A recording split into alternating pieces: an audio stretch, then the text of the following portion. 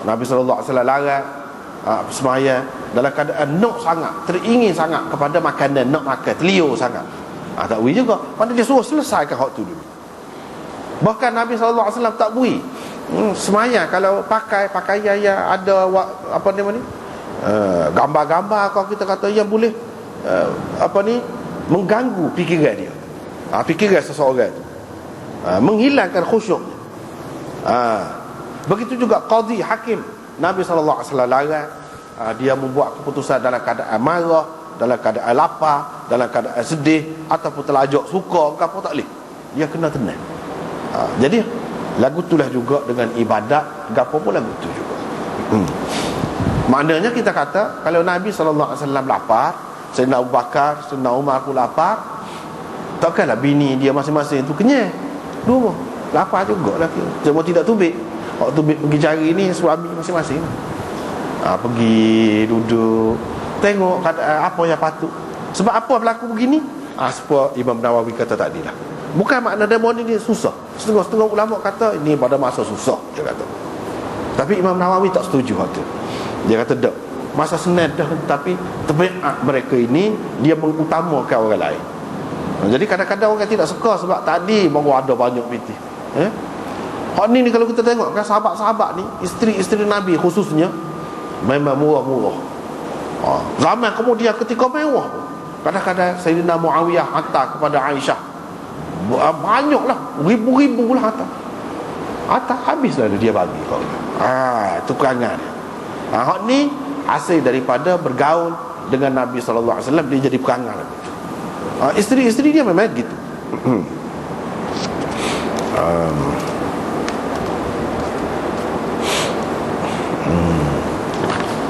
Tak apalah. Dia pun pergi jumpa, pergi rumah Abul Haytham Malik bin At-Tayyihan tadi. Seperti yang kita sebut tadi, iaitu ini menunjukkan bahawa Nabi SAW yakin dengan sahabat dia. Kalau dia pergi seorang pun tak apa, dia bawa orang lain, dua orang lagi, dia yakin sahabat dia ni tak apa. Sebab tu dia buat pergi. Jadi hak ni Imam Nawawi sebut cukup dah hak ni menjadi satu bukti daripada hadis Nabi SAW tentang kelebihan Abul Haytham. Orangnya setara tu Abul Haytham. Kalau nak kata keistimewaan dia, kelebihan dia, setara tu. Sebab Nabi yakin dengan dia. Kalau tidak yakin, kena rayak dulu, ataupun malu kau nak pergi. Kalau nak bawa orang lain, kena rayak. Ni dah pakai bawa. Ni sahabat Ansari ni, lagu ni lah. Sifat orang Ansari kan dalam Quran sebutkan tadi, seperti kita baca tadi, wa yu'thiruna ala anfusihim walau kana bihim khasasah. Itu sifat orang Ansar lah tu, lagu tu. Salah satu buktinya hadis ni. Ni sifat orang Ansar. Bila dia pergi, tak ada dia ni. Nabi SAW pergi dengan dua orang sahabat dia ni pun tak ada. Bini dia pun kata, kita baca lah, kita baca marhaban wa ahlan, kata, selamat datang. Dua kalimah yang ma'ruf. Tak apalah tu, kita tidak nak terjemah tu. Dalam hadis ni ada pengajaran apa dia, iaitu elok molek digalakkan kita ni memuliakan tetamu dengan mengucapkan ucapan seumpama itu, selamat datang, misalnya. Dan seumpamanya menyatakan kesukaan, kegembiraan dengan kedatangannya.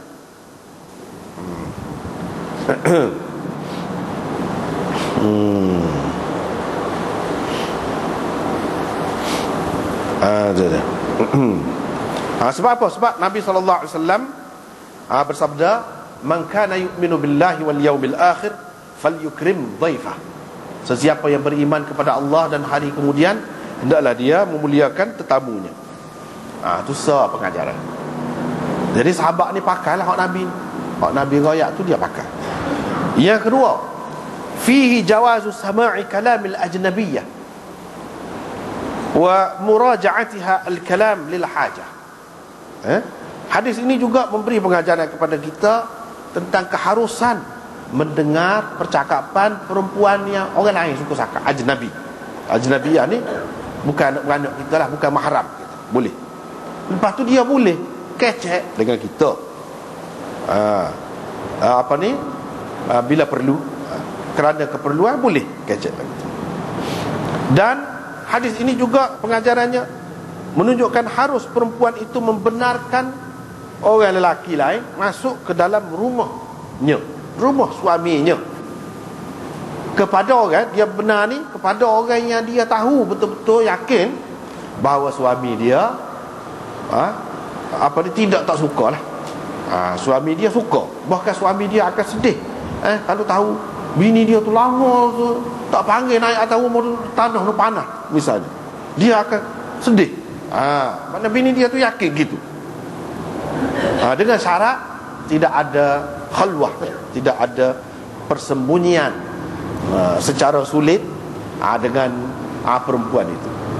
Mana kalau tubik duduk luar di ruang tamu, duduk situ atas sofa, atas kursi tu tak apa. Kalau kita learn ni lah, atas sofa, kursi tak apa.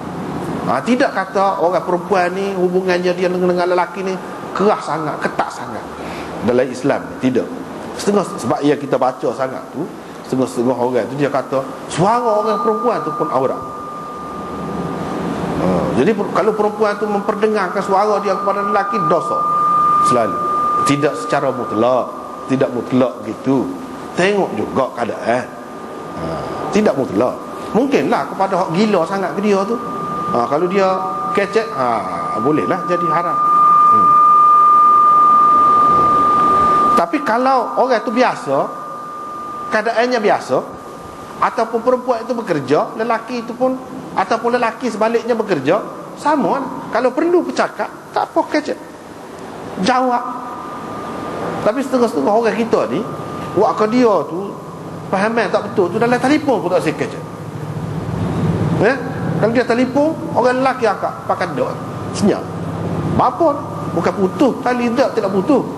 Tapi sebab lelaki yang akak tak kena tu lagu tu, menyusahkan. Ni persoalan secara berdepan gini. Suami dia tak ada, dia pun panggil naik. Nabi SAW pun naik lah atas rumah dia dengan dua orang sahabat dia. Tidak kata duduk tanah. Situ pengajaran. Jangan mana terlalu ketat sangat, susah sangat, jauh sangat antara lelaki dengan perempuan ni. Orang kata tak tika bayar lah. Tidak lagu tu. Jangan lagu tu, susah hidup. Tapi jangan rapat sangat. Macam cara hidup moden tu, itu tak boleh. Sederhana lah. Nak tahu lagu mana, tengok hadis. Lagu mana, tengok situ. Dalam syarah-syarah hadis disebut tu lagu mana. Inilah. Lepas tu Nabi pun kata, gimana? Dia berkata, tak ada rumah, pergi ambil cari air sedap sikit. Nabi tak tegur. Dia pengajaran pula sini. Pengajaran pula, iaitu ambil air tak apa, kita pergi cari hak sedap. Kita keluar rumah sebab kita learn ni lah, pergi cari air. Hari ni nak rasa nak makan sedap sikit, pergi kedai, pergi beli. Tak apa. Tidak salah lagu tu. Cara hidup Islam. Tidak kata cara Islam ni nak suruh hidup zuhud, tak boleh mikir hak sedap-sedap, tak boleh. Tidak lagu tu. Sebab apa? Bila dia balik, Nabi tak tegur. Ataupun Nabi tegur selalu ke bini dia, apa-apa susah-susah lagu tu, minum air hak ku dapat kena hidup apa hari ya dunia. Dia tak ada kata lagu tu. Nak pergi cari air hak jernih, hak sedap, pergi jauh sikit. Tak apa. Dia balik pun Nabi tak nak tegur. Kalau salah mesti Nabi tegur. Itu cara yang kita faham Nabi SAW lagu tu lah. Kalau benda tu salah, dia akan tegur. Kalau tak molek, dia tegur tak. Apatah lagi kalau salah, haram. Tak apalah, pergi cari hak sedap, walaupun keluar daripada rumah, ikutlah. Kalau sampai dulu dia rekah je hidupnya, air nak pergi cari air tu, pergi cari dah tubik rumah jauh, pergi jauh. Learn ni semua dalam rumah belakang, nak pergi tubik ni, nak pergi cari benda lain lagi, hak sedap lagi, nasi kau gapo kau. Lepas tu dia pun balik dia pun kata, dia tengok Rasulullah dengan dua orang sahabat dia pun kata alhamdulillah. Dia syukur kepada Allah. Dia kata hari ni tak ada orang yang mendapat tetamu yang lebih mulia daripada aku.